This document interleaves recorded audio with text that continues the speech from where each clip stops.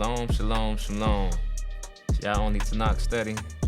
I'm your host, Mike Ayal. So what we gonna do today? We gonna go ahead and wrap up the fulfillment.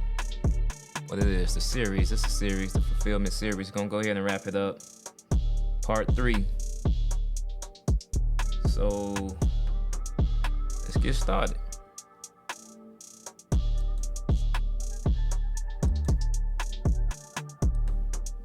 First, Matthew 8:16-17. When evening came, many who were demon-possessed were brought to him, and he drove out the spirits with a word and healed all the sick. This was to fulfill what was spoken through the prophet Isaiah. He took up our infirmities and bore our diseases. So let's take it to Isaiah 53:4. Surely he took up our pain and bore our suffering. Yet we consider him punished by Yah, stricken by him and afflicted. Put them side by side. And I added 53:10 just to give y'all some context of who he's talking about in Isaiah 53. So 10 says, yet it was Yah's will to crush him and cause him to suffer, and through Yahweh makes his life an offering for sin or guilt, not atonement. It says an offering. He will see his offspring and prolong his days, and the will of Yah will prosper in his hand. Okay, let me run that back. When it says he will see his offspring and prolong his days, that's not spiritually. It's literally. It's literal, right? He will see his offspring and prolong his days. A lot of people want to spiritualize this and try to fit JC into this, but this is talking about a human who will see his offspring and prolong his days, okay? Next one, Matthew 12:15-20. I'm gonna read the bolded part, 17. This was to fulfill what was spoken through the prophet Isaiah. Well, let me do 15, because let me just tell you why they did it. They said, aware of this, JC withdrew from that place. A large crowd followed him, and he healed all who were ill. And he warned them not to tell others about him. This was to fulfill what was spoken through the prophet Isaiah. 18. Here's my servant, whom I have chosen, the one I love, in whom I delight. I will put my spirit on him, and he will proclaim justice to the nations. He will not quarrel or cry out. No one will hear his voice in the streets. A bruised reed he will not break, and a smoldering wick he will not snuff out, till he has brought justice through to victory. All right, this is Isaiah 42. I got 1-3 and 8. So I'm just going to read 8 because Matthew already read the other one. It says, I am Yahweh, that is my name. I will not yield my esteem to another, or my praise to idols. You know how JC say he's coming in the glory of the Father? Or his Father gave him his glory? Number 8 says, I am Yahweh, that is my name. I will not yield my esteem to another or my praise to idols. Alright, Isaiah 43:10-14. This is for context, just to let you know who he's referring to. 10 says, you are my witnesses, which is plural, declares Yahweh, and my servant, whom I have chosen. Let me run that back. 10 says, you are my witnesses, declares Yahweh, and my servant, whom I have chosen. Okay, I'm gonna go down to 12. It says, I have revealed and saved and proclaimed, I am not some foreign God among you. You are my witnesses, declares Yahweh, that I am Yah. Yes, and from ancient days I am he. Just for context purposes. Next one we got Matthew 26:31. Zechariah 13:7. Then JC told them, this very night you will fall away on account of me, for it is written, I will strike the shepherd, and the sheep of the flock will be scattered. Zechariah 13:7 says, awake, sword, against my shepherd, against the man who was close to me, declares Yah Almighty. Strike the shepherd, and the sheep will be scattered, and I will turn my hand against the little ones. Wait a minute. Why is Yah saying he's going to strike the shepherd And then he's going to go after the little ones. Let's get the context. Zechariah 13. We got 6, 4 through 5. And then Zechariah 11, 15 through 17. All right, 13 and 6 says, if someone asks, what are these wounds on your body? They will answer, the wounds I was given at the house of my friends. It's going to make sense in a minute, y'all. 13 and 4. On that day, every prophet will be ashamed of their prophetic vision. I remember Matthew had a vision about, verily I say to you, some of you standing here will not taste death before you see the Son of Man coming in the clouds, right? All right, went off on the rant. Let me jump back on. They will not put on a prophet's garment of hair in order to deceive. 5. Each will say, I am not a prophet. I am a farmer. The land has been my livelihood since my youth. 15. Then Yahweh said to me, take again the equipment of a foolish shepherd, for I am going to raise up a shepherd over the land who will not care for the lost or seek the young or heal the injured or feed the healthy, but will eat the meat of the choice sheep, tearing off their hooves. 17. Woe to the worthless shepherd who deserts the flock. May the sword strike his arm and his right eye. May his arm be completely withered, his right eye totally blinded. Okay, so I gotta ask y'all, why would JC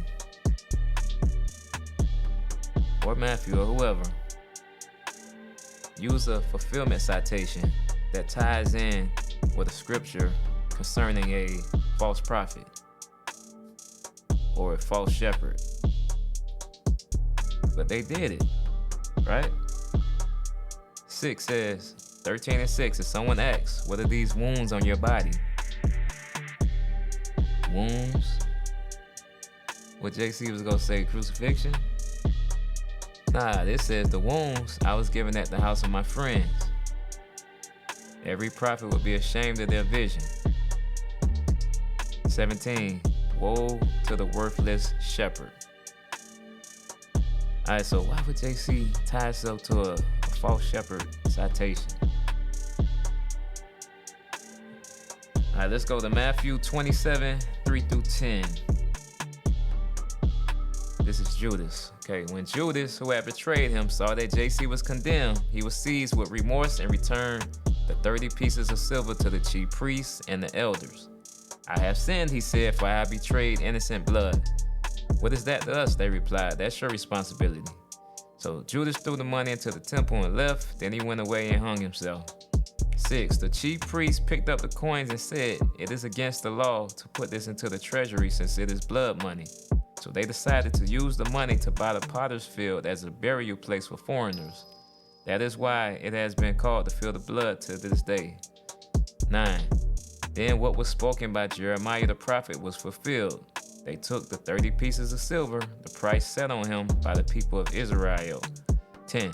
And they used them to buy the potter's field as Yah commanded me. All right, let's go to Zechariah 11, 12 through 13, Jeremiah 32, 6 through 10. Zechariah 11 and 12. I told them, if you think it best, give me my pay, but if not, keep it. So they paid me 30 pieces of silver. And Yahweh said to me, throw it to the potter/treasury, the handsome price at which they valued me. So I took the 30 pieces of silver and threw them to the potter at the house of Yahweh. Now let me read Jeremiah 32 and 6 because they kind of conflated both of them. So Jeremiah said, the word of Yahweh came to me. Hanamel, son of Shallum, your uncle, is going to come to you and say, buy my field at Anathoth, because as nearest relative, it is your right and duty to buy it. 8. Then, just as Yahweh has said, my cousin Hanamel came to me in the courtyard of the guard and said, buy my field at Anathoth in the territory of Benjamin. Since it is your right to redeem it and possess it, buy it for yourself. I knew that this was the word of Yahweh, So I bought the field at Anathoth from my cousin Hanamel and weighed out for him 17 shekels of silver. I signed and sealed the deed, had the witness, and weighed out the silver on the scale. Alright, so from this citation, we notice that it's been conflated. In Zechariah, you got your 30 pieces of silver, and you also have when he says the handsome price at which they valued me. So that's what it says in 27:6 over here in Matthew. So this citation is off, like they all are, but this was really spoken by Zechariah. Because Jeremiah says 17 shekels of silver. It's not even 30 with the Jeremiah account. So that was wrong. That was off. So this was off, y'all. This is another one. So this was supposed to read 9, supposed to be, then that what was spoken by Zechariah, the prophet, was fulfilled. All right. Next one, Matthew 27:35. They crucified him, parted his garments, casting lots, that it might be fulfilled, which was spoken by the prophet. They parted my garments among them, and upon my vesture they did cast lots. Upon my vesture they did cast lots. Psalms 22:16-18. For dogs have compassed me, the assembly of the wicked have enclosed me. They pierced my hands and my feet. I may tell all my bones, they look and stare upon me. 18. They part my garments among them and cast lots upon my vesture. Okay, so it's just a matter of context. Just gotta read down some from what they say. Again, this has nothing to do with JC. This is David. Where we at, 12? Alright, y'all, that's all I got for y'all. Want to thank y'all for riding with me through this fulfillment series. Want y'all to stay tuned. We got so much more for y'all. Y'all don't need to knock study. Y'all just lay around. We got more. We'll say shalom. All the y'all onlys out there. All the Christians with fringes. Even the Christians. Y'all come learn too. You know. Y'all come learn something. Alright?